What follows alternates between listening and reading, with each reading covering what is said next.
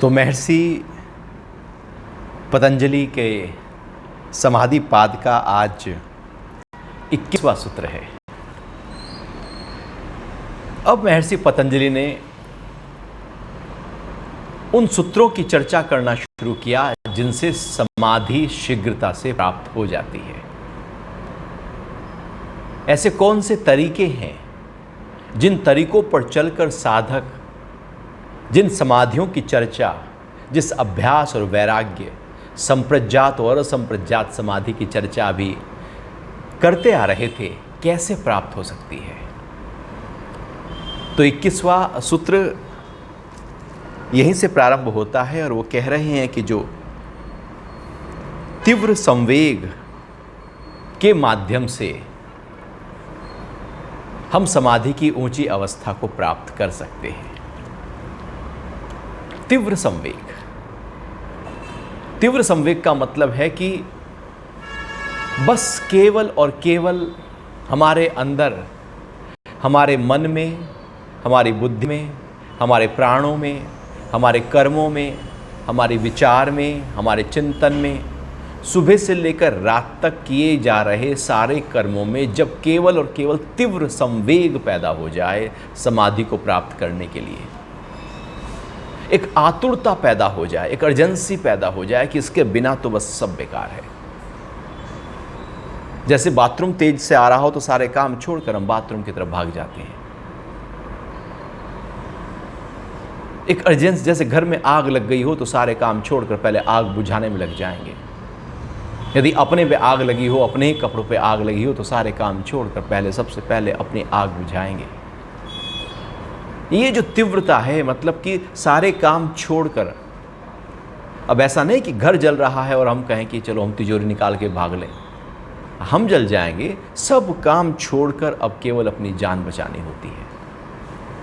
तीव्र संवेग का मतलब है कि इतनी स्पीड, तेजी के साथ अभ्यास और वैराग्य की पैदा हो जाए कि उसके अलावा हमारे अंदर कुछ और मन में ख्याल चल ही ना रहा हो। बड़ा महत्वपूर्ण है।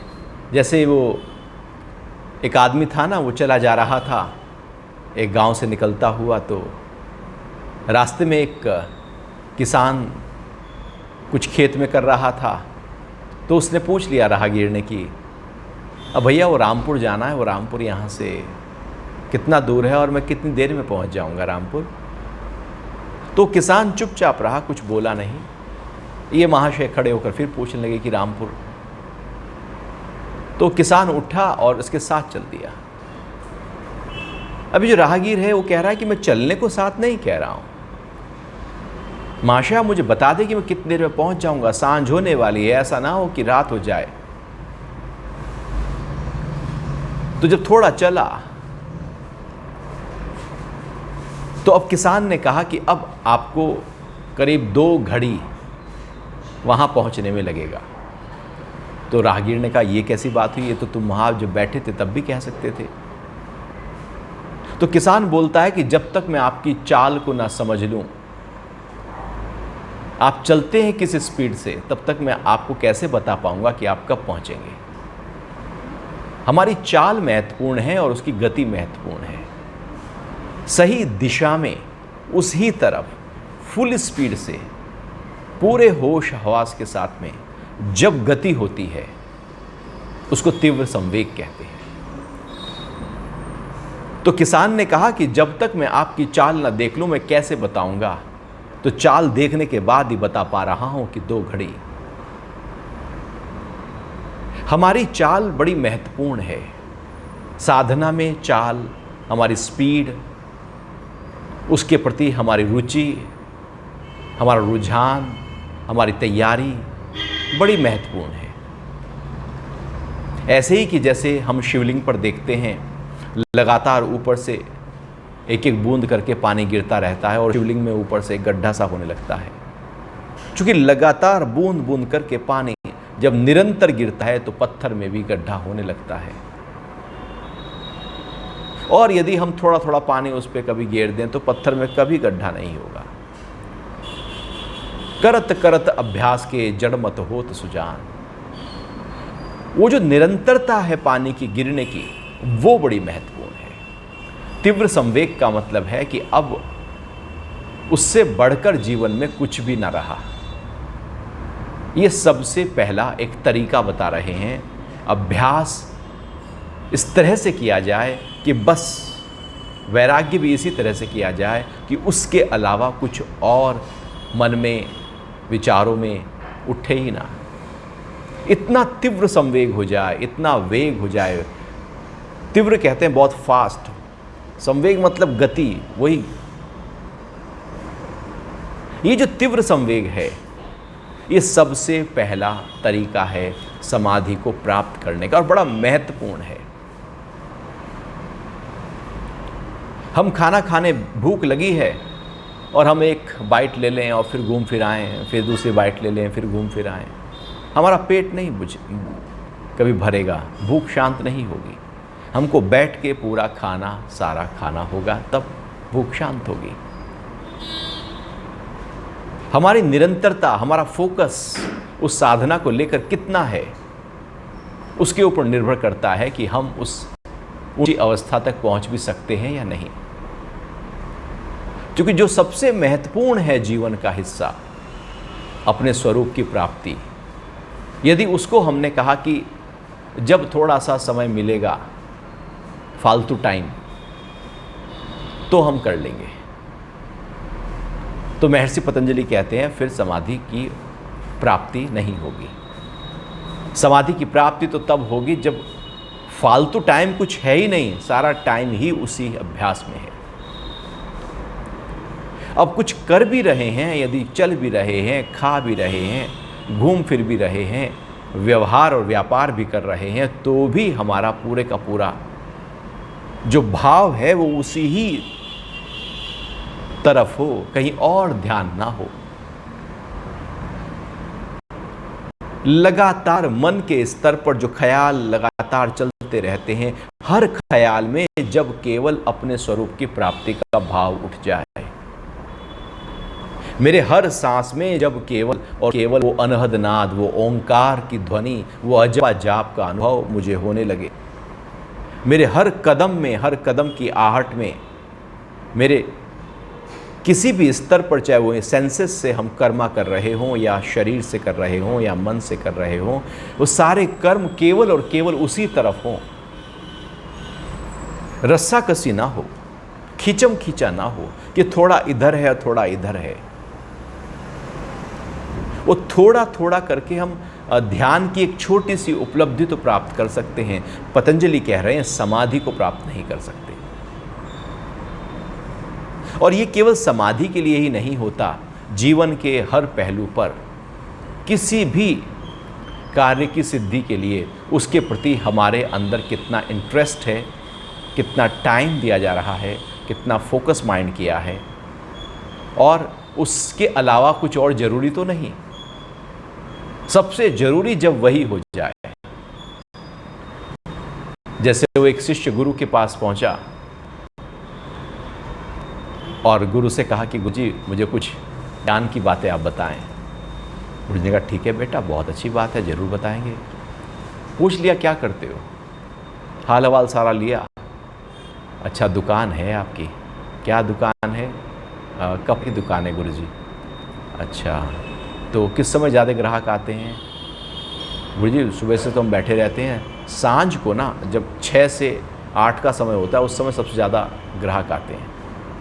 कहने लगे ठीक है बेटा, कल जो है सत्संग के लिए 6 बजे आ जाना। जो सबसे महत्वपूर्ण और कीमती टाइम है, यदि वो सबसे कीमती टाइम तुम सत्संग को देने को तैयार हो, तो वो जो ज्ञान है वो अंदर उतर जाएगा। और जो सबसे फालतू का टाइम है कि इस टाइम कुछ और करने को नहीं है, केवल इसी टाइम कर लें, तो महर्षि पतंजलि कह रहे हैं वो तीव्र संवेग नहीं कहलाएगा। तो सबसे महत्वपूर्ण टाइम इसलिए प्रातःकाल, क्योंकि सत्वगुण सबसे ज़्यादा होता है, इसलिए प्रार्थना, पूजा पाठ, ध्यान के लिए हम निकालते हैं। क्योंकि दिनचर्या में यदि कोई सबसे महत्वपूर्ण टाइम है तो वो सुबह का है। सुबह सिर मोर है, मुकुट है पूरी दिनचर्या का, क्योंकि उस समय सतोगुण बढ़ा हुआ है। उस समय प्राणा प्रचुर मात्रा में पूरी प्रकृति में विद्यमान है। उस समय प्रकृति में कोई आवाज़ें नहीं हो रही हैं, सब ठहराव है। तो सबसे महत्वपूर्ण टाइम परमात्मा को दो। सबसे ऊर्जा से भरा हुआ शरीर और मन सुबह का जो था वो परमात्मा को दो। और फिर जैसे जैसे जब सबसे महत्वपूर्ण दे दिया तो जो सबसे ऐसे है वो परमात्मा को देने में कोई समय नहीं लगेगा। तो तीव्र संवेग का मतलब है कि हमने कितना अपने आप को पूरी तरह से तीव्रता के साथ, स्पीड के साथ, ये तीव्रता बॉडी जरूरी है, ये तीव्र संवेग जो है ना। और इसी का ही सूत्र अगला है जो इसी क्रम में मृदु, मध्यम और अधिमात्र 3 तरह के होते हैं संवेग। एक है मृदु, एक है मध्यम, एक है अधिमात्र। अधिमात्र मतलब सबसे तेज, मतलब तीव्र तीव्र। जैसे तीव्र, मध्यम और तनु। तो तीव्र की भी तीव्र तीव्र तीव्र मध्यम तीव्र तनु, तीव्र की 3 कैटेगरी। फिर मध्यम की 3 कैटेगरी, मध्यम तीव्र, मध्यम मध्यम और मध्यम तनु। तनु मतलब सबसे बिल्कुल निचला स्तर स्पीड का। और फिर जो तनु है उसकी भी 3 कैटेगरी, तनु तीव्र, तनु मध्यम और तनु तनु। अब ये 9 कैटेगरी यहाँ पर बड़ी महत्वपूर्ण है। हम जो साधना को समय देते हैं, अपने को समय देते हैं, वो इन 9 में से कौन सा है? क्या तनु तनु है? क्या सबसे निचला है? कभी मौका मिला तो किया, नहीं तो नहीं किया। तो धीरे धीरे तनु तनु से हमें पहुंचना है तीव्र तीव्र पर। पतंजलि जिस साधना की बात कर रहे हैं और जिससे समाधि प्राप्त होती है वो है तीव्र तीव्र। बस कुछ और नहीं सूझ रहा है, केवल और केवल अपने आप को अनुभव कर लेना है। इतनी तीव्रता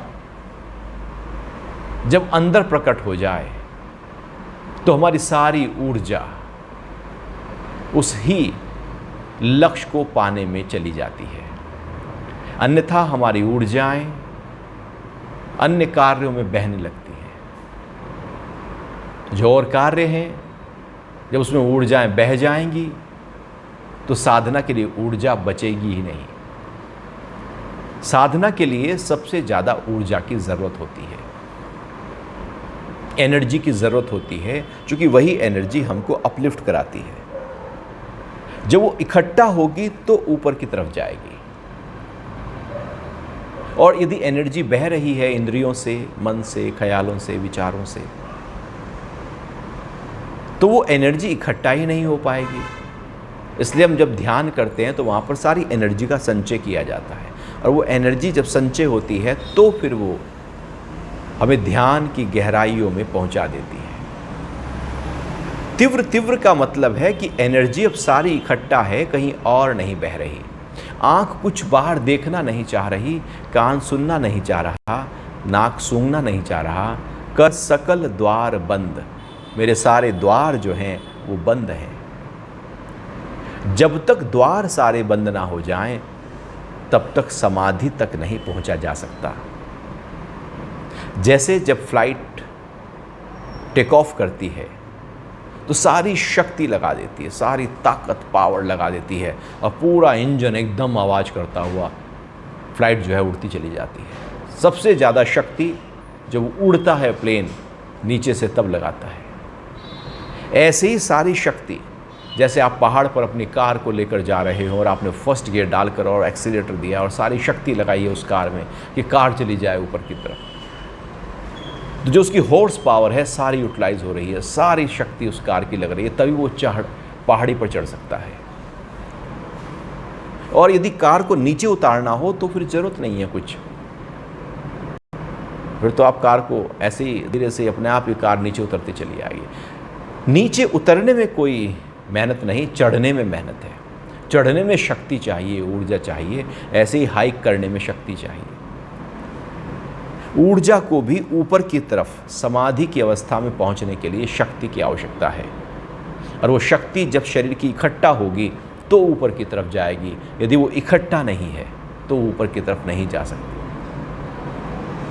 तो वो कैसे इकट्ठा हो, महत्वपूर्ण बात है कि उसका इकट्ठा होना बड़ा जरूरी है। यदि वो इकट्ठा ही नहीं हुई तो जो पतंजलि पूरे वैज्ञानिक तरीके से बात कर रहे हैं कि ऊर्जा यदि इकट्ठा नहीं हुई तो ऊपर की तरफ उसकी गति कैसे होगी।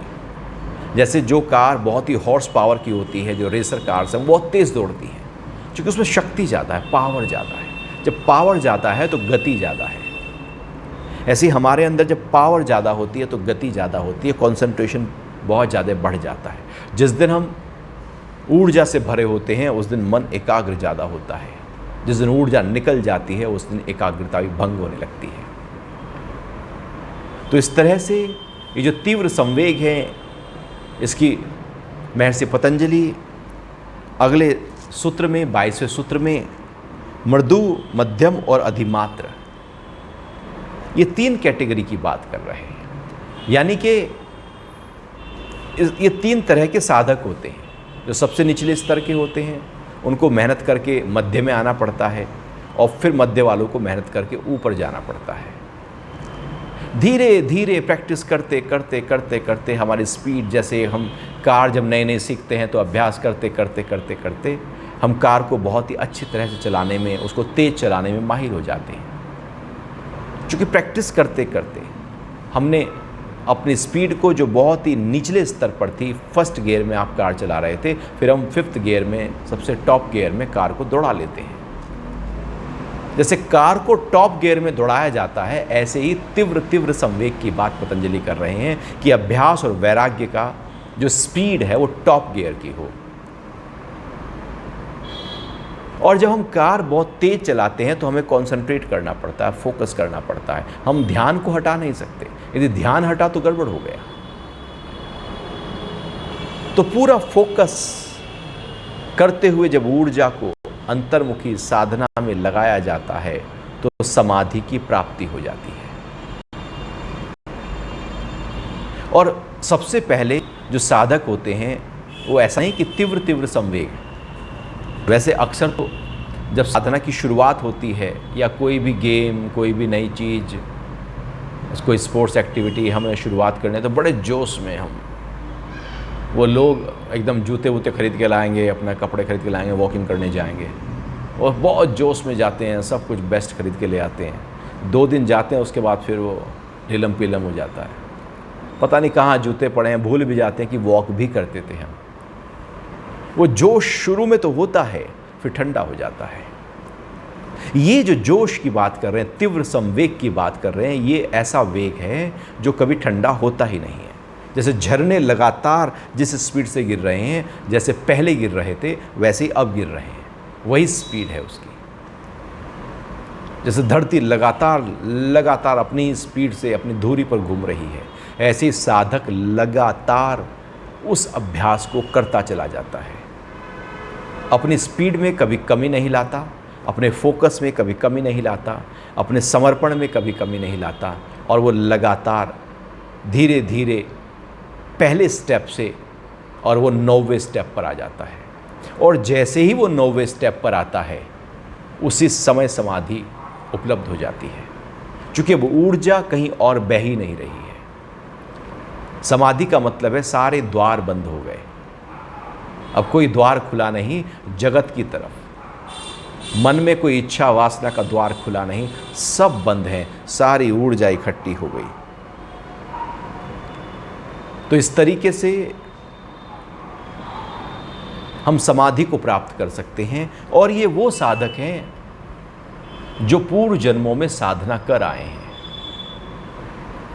एक सामान्यतया हम ऐसा सोचते हैं कि अरे चलो ध्यान करेंगे, ध्यान ना बहुत अच्छा होता है, हमने सुना, अब ध्यान करने हम लगते हैं। हम अपना एक आसन बनाएंगे, एक स्थान नियत करेंगे, एक टाइम नियत करेंगे। 2 महीने बाद हम सोचेंगे अरे मैं तो ध्यान भी करता था, भूल भी गए। वो ऐसे ही कहीं रल जाता है। तीव्र संवेग का मतलब है कि वो रले ना, वो जू का त्यों खड़ा रहे, रत्ती भर भी उसमें कम हो ही ना, बल्कि बढ़ता जाए, नित नित होत सवाया। 25% रोज स्पीड बढ़नी चाहिए। मतलब 8 प्रहर समाधि हो जाए। एक प्रहर 3 घंटे का होता है और हमारे 8 प्रहर होते हैं एक दिन में, 24 घंटे में। मतलब ऐसा कोई काल नहीं है जब समाधि में हम नहीं हैं। तो जब हम परमात्मा के लिए सारे कर्म कर रहे हैं, अपने उस स्वभाव में रहकर कर्म कर रहे हैं, तो वह सबसे पहला तरीका है तीव्र संवेग के माध्यम से समाधि को प्राप्त कर लेना। और फिर इसके बाद दूसरा तरीका ईश्वर प्रणिधान कहते हैं, जिसकी चर्चा हम अगली बार करेंगे। वो अब महर्षि पतंजलि तरीकों, अब टेक्निक्स, टूल्स की बात करने शुरू कर रहे हैं। क्या तरीका है, कैसे पाएं इस टेक्निक को। अब जरूरी नहीं कि सबके लिए तीव्र संवेग ही टेक्निक लाभकारी हो सकती है। हो सकता है कोई तीव्र संवेग ना करे, कुछ और टेक्निक से पहुंच जाए। हाँ, पहुंच सकते हैं। उसके लिए और क्या टेक्निक्स हो सकती हैं, 1 2 3 4 5 6 7 8। अब पतंजलि उसकी बात करेंगे कि चूँकि सबके स्वभाव अलग हैं, संस्कार अलग हैं, दीक्षा अलग है, शिक्षा अलग है, माइंडसेट अलग है, तो उसके अनुसार व्यक्ति की साधना अलग है। उसके अनुसार जैसी उसको रुचि, उसके अनुसार वो वैसा साधना पकड़े और आगे बढ़ता चला जाए। तो महर्षि पतंजलि ने यहां से शुरू कर दिए हैं, इससे पहले भी टूल्स को, टेक्निक्स को गाना, और पूरा शास्त्र टेक्निक्स ही है। तो पहली टेक्निक हुई तीव्र संवेग, पूरे डेडिकेशन के साथ में, फुल स्पीड के साथ आत्म भाव की तरफ दौड़ जाना। ये पहली टेक्निक है। अभी कोई प्रश्न उठ रहा हो तो उस पर बात कर सकते हैं।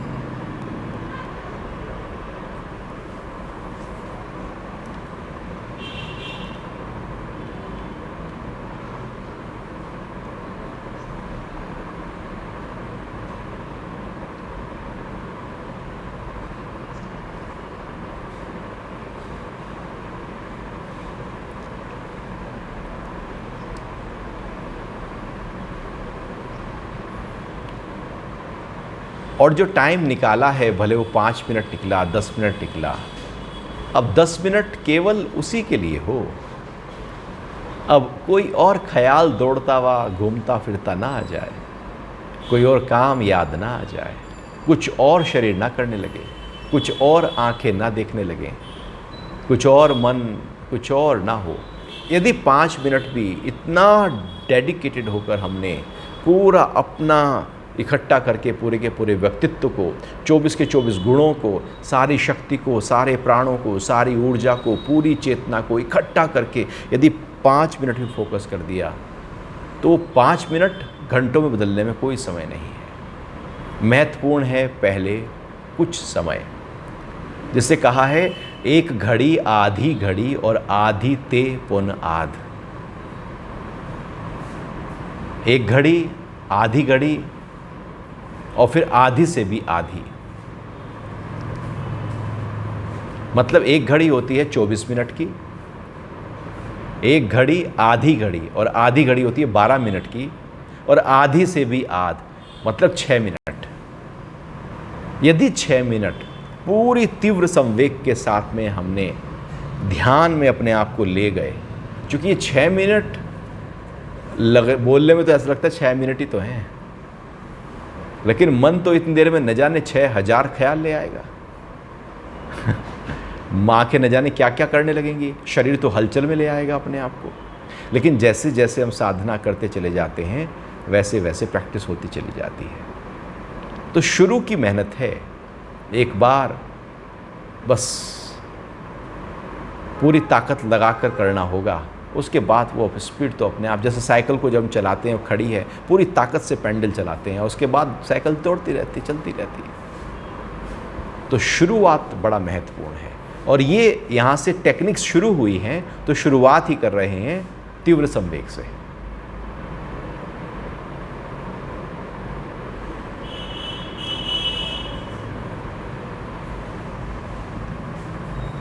हरियम जी,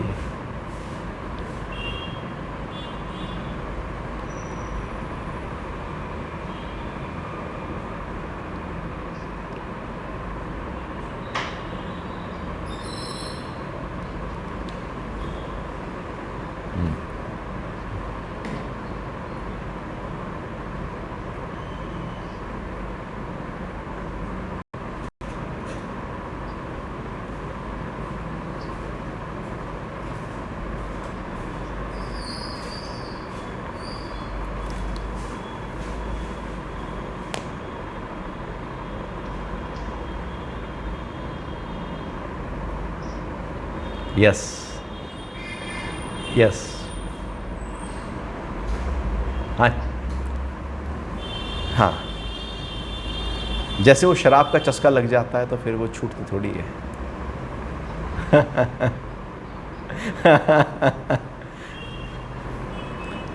तो चस्का यदि हो गया, और ध्यान का चस्का, ये तीव्र संवेग वही चस्का है। यदि चस्का हो गया तो फिर तो शराबी जो है वो बहुत दूर तक भी जाएगा शराब को लेने के लिए, सिगरेट को लेने के लिए। कहीं बाहर खाना है तो बहुत दूर तक ड्राइव करके हम खाना खाने जाएंगे, क्योंकि अंदर वो उठ गया है कि करना है, करके ही दम लूँगा। जैसे वो कहानी आती है, व्यास जी ने इस कहानी को बहुत ही अच्छी तरीके से वर्णन किया और कहा कि एक चिड़िया है, पक्षी है, और वो समुद्र के किनारे अपने घोंसले में अंडे देती है। तो एक दिन क्या हुआ, ज्वार भाटा आया, तेजी से समुद्र ने लहरें ली, पूर्णिमा का समय था, और वो लहरें उस पक्षी के अंडों को अपने साथ, घोंसले को अपने साथ बहा कर ले गई। वो चिड़िया लौट कर देखा तो वहाँ पर कुछ भी नहीं है, सब उजाड़ है। उसे लग गया कि समुद्र की लहरें बहुत ऊंची हैं, तो समुद्र ने ही मेरे अंडे लिए होंगे। तो जाती है समुद्र के ऊपर और कहती है कि मुझे मेरे अंडे वापस करो। अब समुद्र क्या, वो तो अपना मस्ती में चल रहा है। तो अब उसके अंदर यह भाव आया कि मेरे अंडे वापस तू नहीं करेगा तो मैं तुझको सुखा दूंगी। एक तीव्र संवेग उठ गया, तुझे मैं सुखाकर और तेरे अंदर से अंडे निकाल लूंगी। भाव उठा। उसने क्या किया, एक चूंच में पानी भरा, एक बूंद, और जाकर दूर डालकर आई, और बार बार उड़ के आए समुद्र के ऊपर, एक चूंच पानी भरे, दूर डालकर आए रेगिस्तान में, फिर पानी भरे, दूर डालकर आए, और ये सिलसिला उसका चलता रहा। और भी चिड़ियाओं ने देखा और भी पक्षियों ने देखा ये क्या हो रहा है, तो उसने बताया ऐसे ऐसे, तो कि अच्छा बिरादरी का मामला है, चलो हम भी साथ चलते हैं। तो और भी चिड़ियाएँ धीरे धीरे वही काम करना शुरू कर दिया। धीरे धीरे ये फैल गई बात। तो सारे पक्षी इकट्ठा होकर समुद्र के ऊपर चूंच में पानी भरकर और डालना शुरू कर दिया। सारे पक्षी जब एक जगह पर आ गए तो कहानी आगे कहती है कि जो गरुड़ हैं, जो पक्षियों के राजा हैं गरुड़, उनको पता लगा कि मेरी जो प्रजाति है वो सारी प्रजाति जो है वो समुद्र से अंडे, एक चिड़िया के अंडे निकालने के लिए आतुर हो गई है। सारे काम छोड़कर तीव्र संवेग के साथ में उन्होंने समुद्र को सुखाने का ठान लिया है। तो गरुड़ भगवान नारायण के वाहन हैं। तो वेदव्यास जी आगे बता रहे हैं कि तेजी से गरुड़ ऊपर से उड़ता हुआ आता है, समुद्र के ऊपर आकर बोलता है कि इस चिड़िया के अंडे वापस करो। नहीं तो मैं तुझे अपने एक पंख की छाप से सुखा दूंगा।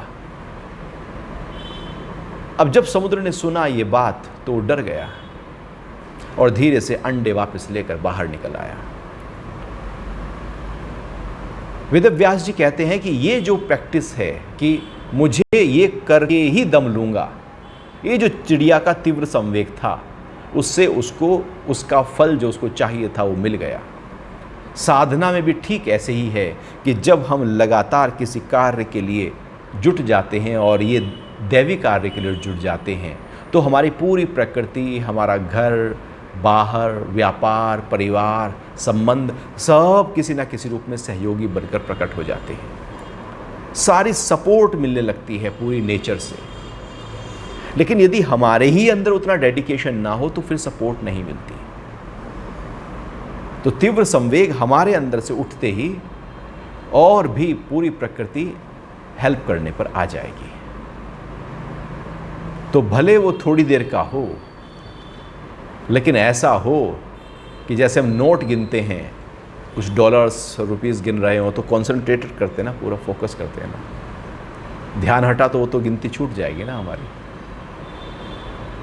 तो इतना फोकस करके जब हम नोट गिन सकते हैं तो उतना फोकस करके यदि हम ध्यान में उतर रहे हैं तो वो, और वो उसका भी स्तर है, उसके 9 स्केल बताए हैं महर्षि पतंजलि ने, 1 to 9। हमें 9 पे पहुंचना है। 9 पे पहुंचते ही समाधि को उपलब्ध हो गए।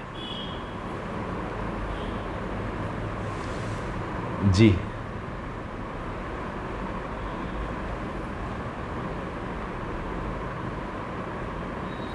हरि ओम।